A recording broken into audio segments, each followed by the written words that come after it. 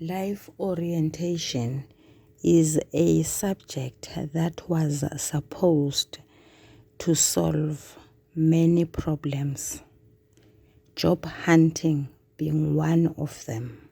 It is a subject that needs to steer and propel our kids towards the right career choices.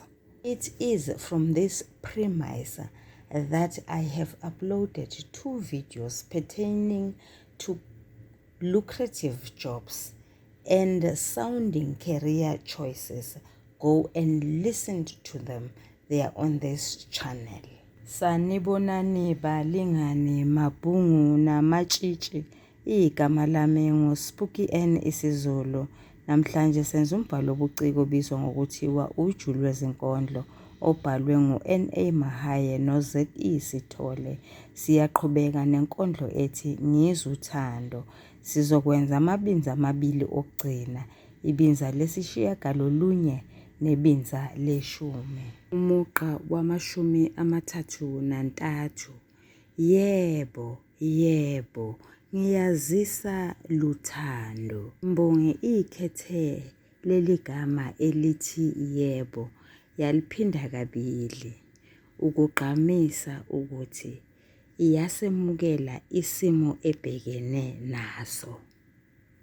Imbongi yasebenzisa uphawu lokubuza, umbuzo mbumbulu, ukuchaza nokugqamisa ukuthi ayilindele impendulo, kodwa iyafuna ukwazi ukuthi yikuphi lapho izifake khona. Yingakho nje ikhethele lagama elithi ngiyazisa, ngoba ibuza lokho ukuthi ngizifake entweni enjani.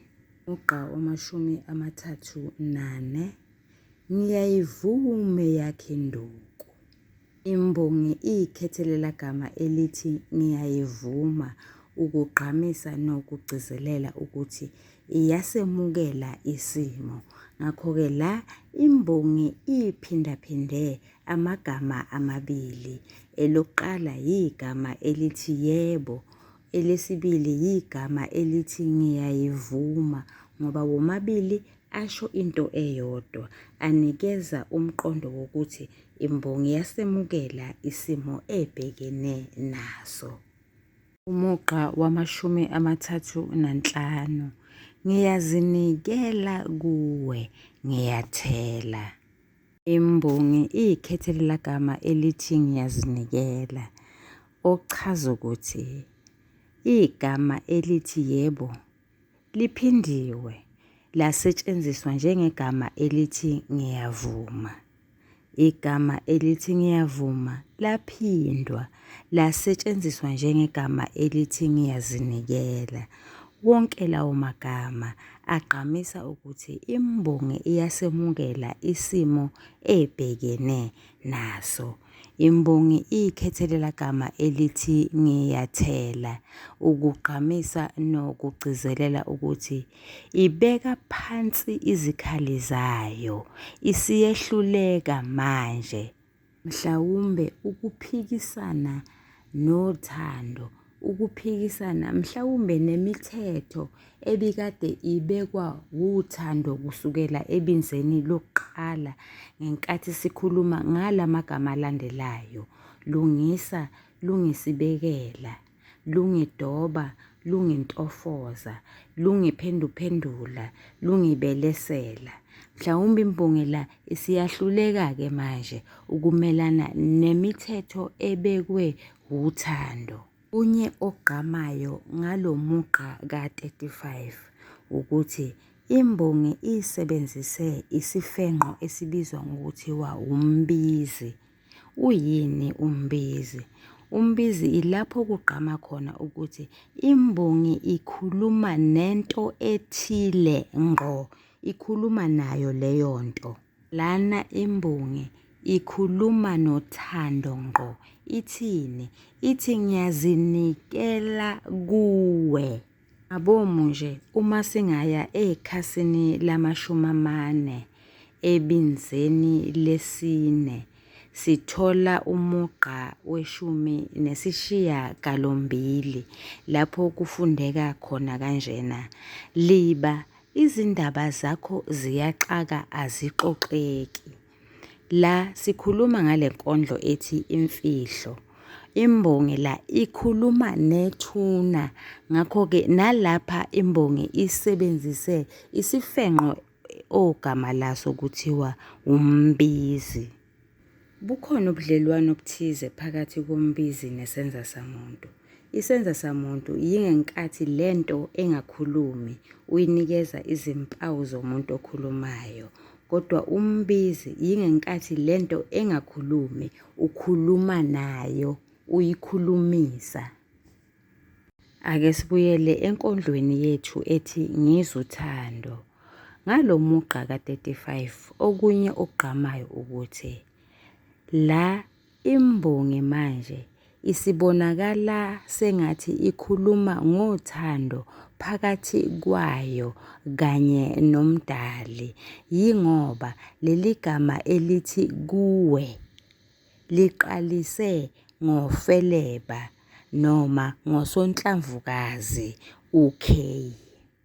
Umugqa ka-36 phinde ngithi ngiyakubalekela.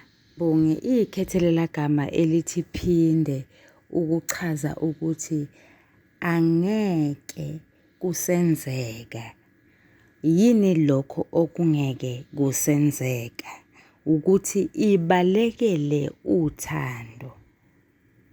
Nalapha futhi kugqama ukuthi imbongi isikhuluma ngayo, ngothando lwayo nomdali noma noNkulunkulu, yingoba egameni elithi ngiyakubalekela UK ubhalwe waba ngufeleba noma waba ngusonhlamvukazi.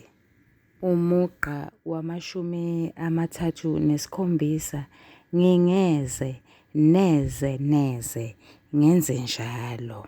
Engikuphawulayo phakathi komugqa wama-36 nomugqa wama-37 ukuthi asho into eyodwa. Kwenziwa yini lokhu? Kwenziwa ukuthi imbongi ixoxa indaba ngemigqa. Ngakho-ke la imbongi isixoxela ukuthi ayiyuphinde ilubalekele uthando. Lokho ikusho emigqeni emibili.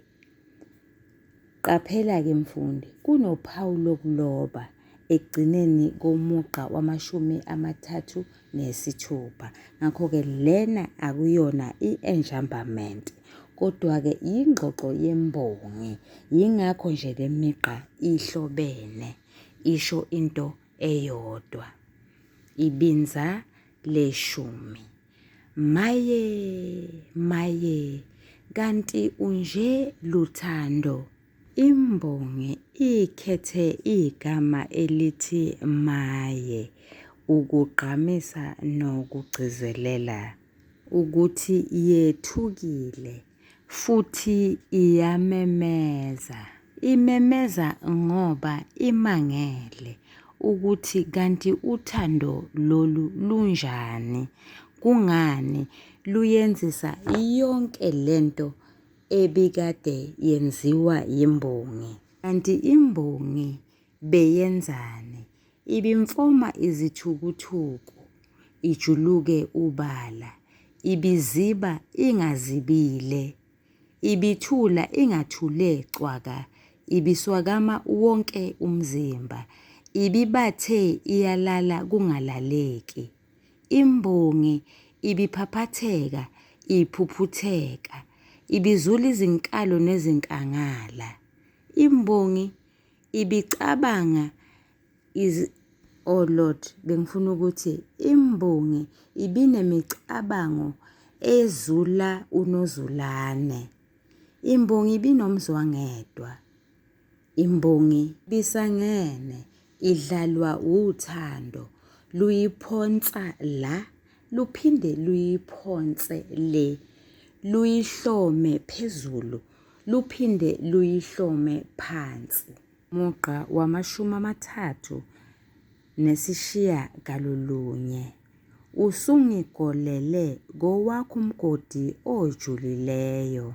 Imbongi ikhethelela gama elithi usungigolele ukuchaza ukubamba masinyane ngesandla lento ibambile ube uyigubezela noma ukubamba ngokuyicupha. Lapha kuyacaca ukuthi the poet feels trapped because he feels noma he thinks that he has been snared. Umugqa wama-40. Umgodi oyisimuku esifuthelene. Siyawazi sonke umgodi isikhala esidalwa ukumba inhlabathi. Imbongi emgqeni ongenhla ithe lesi sikhala sijulile okuchaza ukuthi sishona phansi kakhulu. Emgqeni olandelayo imbongi yathi sifuthelene ukuchaza ukungabi namoya phakathi kwalowo mgodi. Kungenza ukuba ophakathi kwawo angakwazi ukuphefumula kahle azizwe ecinana. Umugqa wama-41. Akusenani usungahlule singalwanga. Lo mugqa ugqamisa ukuthi imbongi iyasemukela isimo ebhekene naso. Yamukela yonke imithetho elethwa uthando kuyona. Ayisazimisele ukuqophisana nokuphikisana nothando. Balingani bami nane bafundi, ngiyathemba ukuthi sihlomulile, niyathandwa, nisale kahle.